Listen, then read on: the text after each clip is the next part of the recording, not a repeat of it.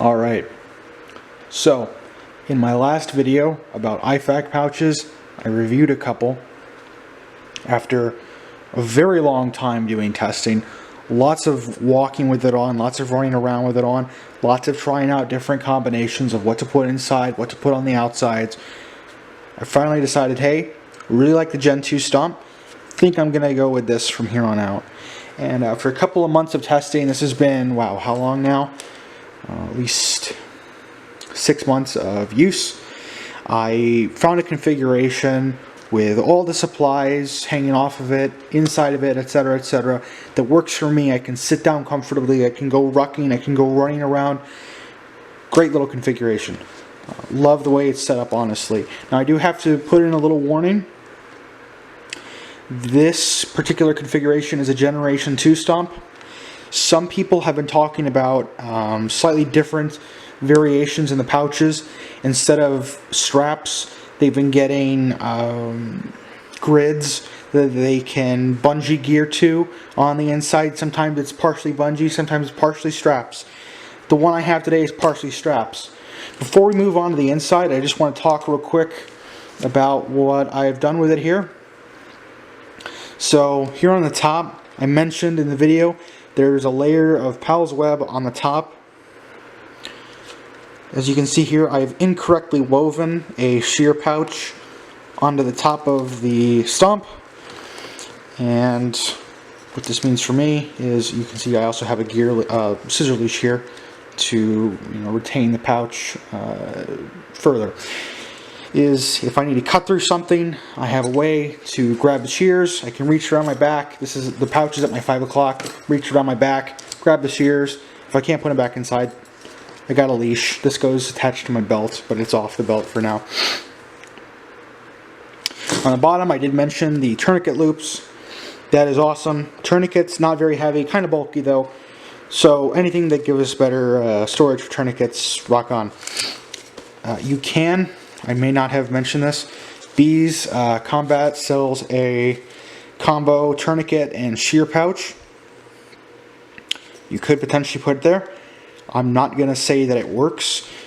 On my particular rucksack, what I've noticed is that it tends to hang a little bit low. It could interfere with this pouch.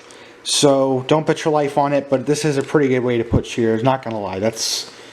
I like to think that's pretty smart. So, talk too long about the outside, let's go to the inside. Just going to open that buckle. Opens up the pouch. Very nice. So I mostly have covered the MAR sections of March. Massive hemorrhage, airway, got MPA tubes under here, respirations, got chest seals, and I have pressure bandages to hold the gauze in place and provide additional pressure on the gauze on the wounds. So here I have 3 pressure bandages. One in the center is a 4-inch Israeli. These 2 3-inch ace wraps. The top section here is not really well built to hold flat trauma bandages, which is the particularly popular style. I will get faulted a little bit. It took some trial and error. Finally I figured out, hey, you can just put ace wraps in the side loops, and the 4-inch bandage will sit in the middle perfectly. You could put a 3-inch wrap, maybe even heck 2 3-inch wraps, but one 4-inch wrap is working just fine for me right now. Moving down a little bit, we do have a Sharpie here just to mark tourniquets and things like that. Gloves and tape. We all know why gloves and tape are in an IFAK pouch. Maybe the tape, some people wouldn't understand. Just holds things in place a little bit better. More ways to hold things down. You get the idea. This will be a little bit controversial. I noticed a lot of guys in their IFAKs have 1 or 2 pieces of gauze at most, especially with the guys who are running micro IFAKs. I have 4 quick clot bandages in here. Not only that, I've got 4 quick clot bandages, the Z-fold variety, although you could use roll, and as a matter of fact, if you want to save money, the roll is a perfectly acceptable alternative. I've got a pre-lubricated NPA tube, Chinook sells that. Right. And compact chest seals at the very bottom.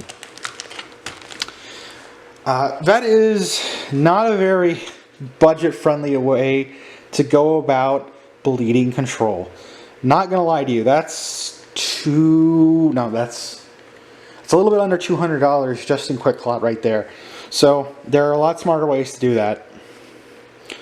One more thing I wanted to address. I know a lot of people are having a bit of a PMS about ARS pens popping up in people's kit. I'm not carrying an ARS pen to use on other people. With my group of people, I guess you could say, I keep an ARS pen for the unlikely event, because I wear armor, that I suffer a tension pneumothorax and someone needs to use an ARS pen on me. Someone who is trained, that pen is not for me to use. I just keep it there for, hey, someone better trained than me can use it.